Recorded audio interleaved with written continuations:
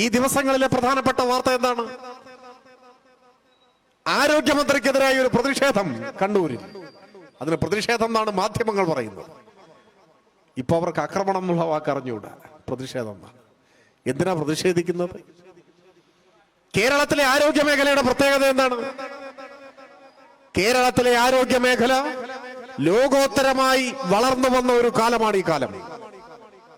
അപ്പൊ മാധ്യമങ്ങളുടെ എല്ലാം ഇപ്പോഴത്തെ ഒരു കൊട്ടേഷൻ പ്രവർത്തനം എന്താണ്? എവിടെ ഒരാളെ ഓപ്പറേഷൻ ചെയ്തപ്പോ വയറിന്റെ ഉള്ളിൽ കത്രിക പോയിന്നോ എന്തോ ആണ് പറഞ്ഞിരിക്കുന്നത്. എന്ന് ഓപ്പറേഷൻ ചെയ്താണ്, എന്ന് പോയ കത്രികയാണെന്നൊന്നും നമ്മൾ അന്വേഷിക്കാൻ പോയിട്ടില്ല. വേണമെങ്കിൽ അത് അന്വേഷിച്ചു പോയാൽ ഏത് കാലത്താണെന്നൊക്കെ കണ്ടുപിടിക്കാൻ പറ്റും. അങ്ങനെ അന്വേഷിച്ചു പോയി അതിന്റെ കാലം കണ്ടുപിടിച്ച് അന്നാരായിരുന്നു മന്ത്രി എന്ന് പറയലല്ല അതിന്റെ മറുപടി. പിന്നെയോ എന്തുകൊണ്ടായിരിക്കും അങ്ങനെ സംഭവിച്ചിട്ടുണ്ടാവുക? ഏതെങ്കിലും ഒരു ഡോക്ടർ ബോധപൂർവം കിടക്കട്ട ഒരു കത്രിക വയറ്റിൽ എന്ന് വെച്ചിട്ട് വെച്ചു കൊടുത്തതായിരിക്കുമോ? എന്തായിരിക്കും സംഭവിച്ചിട്ടുണ്ടാവുക? സാധാരണ ചിന്താഗതിയുള്ള മനുഷ്യർക്ക് മനസ്സിലാവില്ലേ? സാമാന്യ ബുദ്ധിയുള്ള ഒരാൾക്ക് അതൊരു അബദ്ധം പറ്റിയതാണ്, ഒരു തെറ്റ്, ഒരു പെശക്, മെഡിക്കൽ നെഗ്ലിജൻസ് ആണത്. അതെവിടെയും എപ്പോഴും സംഭവിക്കാവുന്നതാണ്. ലോകത്തിന്റെ പല ഭാഗങ്ങളിലും ഇത്തരം വാർത്തകൾ വരാറുണ്ട്. അതിനെ ന്യായീകരിക്കാനോ അത് നന്നായി എന്ന് പറയാനോ ആരെങ്കിലും തയ്യാറാവോ? ഇല്ല, ഒരിക്കലും സംഭവിക്കാൻ പാടില്ലാത്തതാണ്. അത് സംബന്ധിച്ച് പരിശോധന നടത്തണം. ആരായിരുന്നു സർജറി നടത്തിയ ഡോക്ടർ? ആ സർജറിയെ സഹായിക്കാൻ കൂടെ ഉണ്ടായിരുന്ന മറ്റ് ജീവനക്കാർ ആരൊക്കെയാണ്? എന്തുകൊണ്ടിങ്ങനെ ഈ അബദ്ധം സംഭവിച്ചു? ഇത് സംബന്ധിച്ച് പരിശോധന നടത്തി ആവശ്യമായിട്ടുള്ള നടപടികൾ സ്വീകരിച്ച് മേലിൽ ഇങ്ങനെ ഉണ്ടാവാതിരിക്കാനുള്ള ജാഗ്രത, മുൻകരുതൽ എടുക്കണം. അതല്ലേ ചെയ്യാൻ കഴിയുക? അതേ ചെയ്യാൻ പറ്റും. ലോകത്തിൽ എവിടെ സംഭവിച്ചാലും അങ്ങനെയാണ് ചെയ്യുക.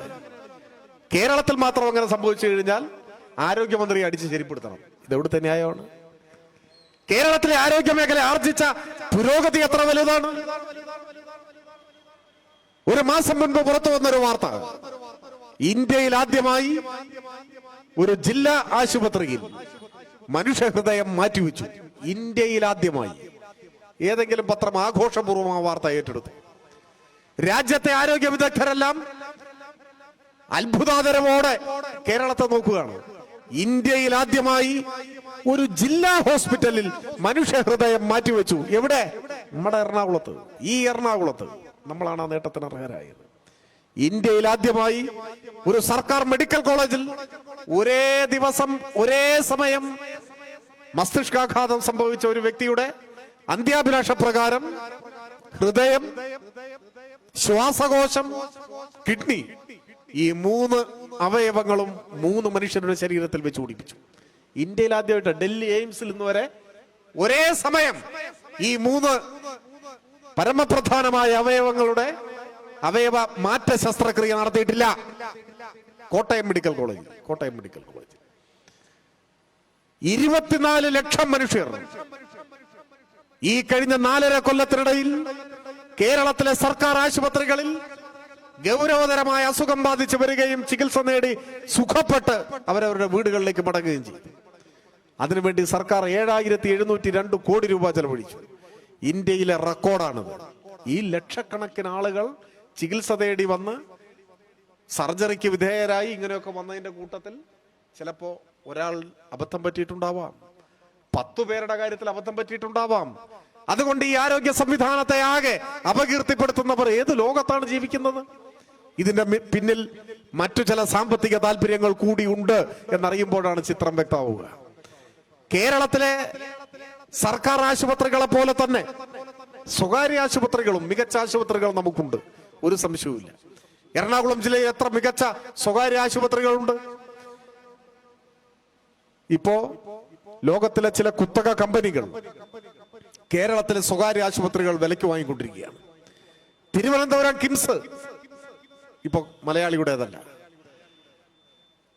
അമേരിക്കയിലെ ഒരു വൻകിട കമ്പനിയായ ബ്ലാക്ക് സ്റ്റോൺ, അതുപോലെ തന്നെ KKR മറ്റൊരു വലിയ കമ്പനി, ഇതെല്ലാം കേരളത്തിലെ സ്വകാര്യ ആശുപത്രികൾ വാങ്ങിക്കൊണ്ടിരിക്കുകയാണ്. ഏതൊക്കെ വാങ്ങി? എല്ലാം വാങ്ങി.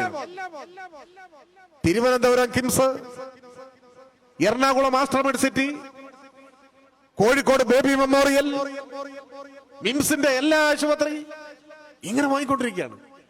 നമ്മൾ ഈ യോഗം ഇവിടെ ചേരുന്ന സമയത്തും ചർച്ച നടന്നുകൊണ്ടിരിക്കുകയാണ്.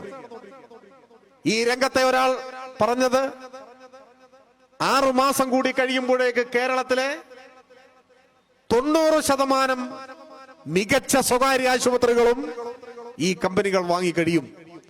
നിങ്ങൾ ചെല്ലുമ്പോ അവിടുത്തെ മാനേജരും കൗണ്ടറിലിരിക്കുന്ന ആളും ഒക്കെ പഴയ ആൾ തന്നെയായിരിക്കും. പക്ഷെ മുതലാളി മാറി.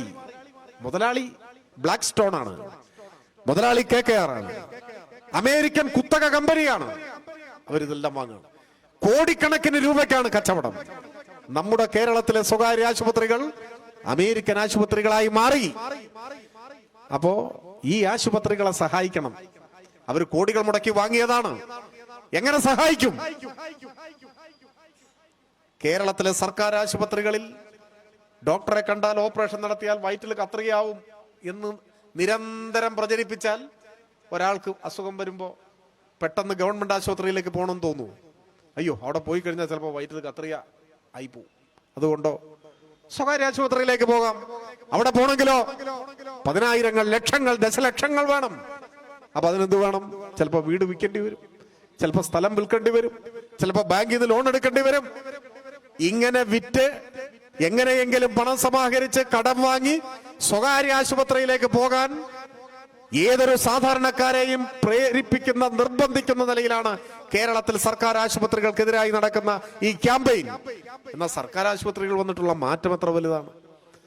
ഇടുക്കിയിലും പത്തനംതിട്ടയിലും വയനാടും കാസർഗോഡും 4 ഗവൺമെന്റ് മെഡിക്കൽ കോളേജുകൾക്ക് അംഗീകാരം കിട്ടിയത് 4 മാസം മുമ്പാണ്. ഈ ഗവൺമെന്റിന്റെ പ്രവർത്തനത്തിന്റെ ഭാഗമായി 4 സർക്കാർ മെഡിക്കൽ കോളേജുകൾക്ക് ഇപ്പോൾ ദേശീയ അംഗീകാരം കിട്ടി. എല്ലാ ആശുപത്രികളിലും സൗകര്യങ്ങൾ, ആധുനിക സൗകര്യങ്ങൾ, മികച്ച സൗകര്യങ്ങൾ, ഏറ്റവും പരിചയസമ്പന്നരായ ഡോക്ടർമാർ എല്ലാം ഉണ്ട്. 25 ലക്ഷവും 50 ലക്ഷവും ആളുകളെ ചികിത്സിക്കുന്നതിനിടയിൽ ചിലപ്പോ മാനുഷികമായ ഒരു കയ്യബദ്ധം ഒരിടത്ത് വന്നിട്ടുണ്ടാവാം. അത് അവിടെ പരിശോധിച്ച് തിരുത്തുന്നതിനാവശ്യമായ നടപടികൾ സ്വീകരിച്ച് സർക്കാർ മുൻപോട്ട് പോകുമ്പോൾ ഒരു വ്യാജ പ്രതീതി സൃഷ്ടിച്ച് കേരളത്തിലെ സർക്കാർ ആശുപത്രികളെ തകർത്ത് അമേരിക്കൻ മുതലാളിക്ക് വേണ്ടി വിടുപണി ചെയ്യുന്നവർക്ക് ന്യായമായും എന്തെങ്കിലുമൊക്കെ കിട്ടുന്നുണ്ടാവും എന്ന് സംശയിച്ചാൽ സംശയിക്കുന്നവരെ നമുക്ക് കുറ്റപ്പെടുത്താനൊന്നും പറ്റില്ല. ഈ വ്യാജ പ്രചാര വേല ഉയർത്തിപ്പിടിച്ചാണ് ആരോഗ്യമന്ത്രിക്കെതിരായ ആക്രമണം നടത്തുന്നത്. എന്താ അതിന്റെ പിന്നിലുള്ള ചേതോ വികാരം? നിങ്ങൾ ആലോചിക്കണം. കണ്ണൂരിൽ വെച്ചാണ് ആരോഗ്യമന്ത്രിക്കെതിരെ ഒരു കയ്യേറ്റം ഉണ്ടായാൽ, ഇടതുപക്ഷ പ്രസ്ഥാനത്തിന്റെ മുഖമായി നിൽക്കുന്ന ഒരു മന്ത്രി ആ മന്ത്രിയെ കയ്യേറ്റത്തിന് വിധേയമാക്കിയാൽ സ്വാഭാവികമായും ശക്തമായ പ്രതിഷേധം കേരളത്തിൽ ഉയർന്നു വരുമെന്നും ചിലപ്പോഴത് അതിരിവിടുമെന്നും ഏത് കനകോലുവിനും അറിയാം. അങ്ങനെ വിടണം എന്നാണ് ആഗ്രഹിക്കുന്നത്. അങ്ങനെ വരുമ്പോ സംഘർഷങ്ങളുടേതായ ഒരു അന്തരീക്ഷം കേരളത്തിൽ ഉണ്ടാവും. അപ്പൊ ഇതേ മാധ്യമങ്ങളെ കൂട്ടുപിടിച്ച് ഇതാ ഇടതുപക്ഷ ആക്രമണം, ആ ആക്രമണം ഉയർത്തിപ്പിടിച്ചുകൊണ്ട് പുതിയ പ്രചരണം ആരംഭിക്കാം. അപ്പൊ ഇടതുപക്ഷ പ്രവർത്തകരെ കൊണ്ട് ചെറിയ ചില സംഘർഷങ്ങളൊക്കെ ഉണ്ടാക്കി കിട്ടാൻ കൂടിയാണ് ഈ ആക്രമണം. അതുകൊണ്ടാണ് മുഖ്യമന്ത്രിയുടെ പ്രതികരണം നിങ്ങൾ ശ്രദ്ധിച്ചിട്ടുണ്ടാവും. എന്താണ്? എല്ലായിടത്തും പ്രതിഷേധം ഉണ്ടാവണം, പക്ഷേ ഈ പ്രകോപനങ്ങളിൽ കുടുങ്ങി ഏതെങ്കിലും തരത്തിലുള്ള അതിരുവിട്ട പ്രതിഷേധത്തിലേക്ക്, ആക്രമണങ്ങളിലേക്ക് പോകരുത് എന്നാണ് ഊന്നി പറഞ്ഞിട്ടുള്ളത്. കേരളത്തിൽ ബോധപൂർവം ക്രമസമാധാന നില തകർത്ത് ഒരു കലാപമുണ്ടാക്കി ആ കലാപത്തെ അടിസ്ഥാനപ്പെടുത്തിക്കൊണ്ട് വ്യാജ പ്രതീതി ഉണ്ടാക്കാൻ, വലിയ പ്രചാരവേല നടത്താൻ, അങ്ങനെ ഇടതുപക്ഷത്തിനെതിരെ ഒരു അന്തരീക്ഷം സൃഷ്ടിക്കാനാണ് ഇപ്പൊ ശ്രമിക്കുന്നത്. വരാനിരിക്കുന്ന ദിവസങ്ങളിൽ ഇങ്ങനെ ഹീനമായ പലതും നമുക്ക് കാണേണ്ടതായിട്ട് വരും.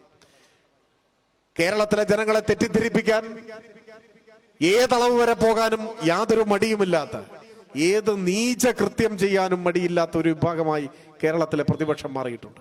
അവരെയെല്ലാം സത്യസന്ധമായ രാഷ്ട്രീയം ഉയർത്തിപ്പിടിച്ചുകൊണ്ട് പ്രതിരോധിക്കുക എന്നതാണ് ഇപ്പോൾ ഉള്ള ഏറ്റവും വലിയ വെല്ലുവിളി.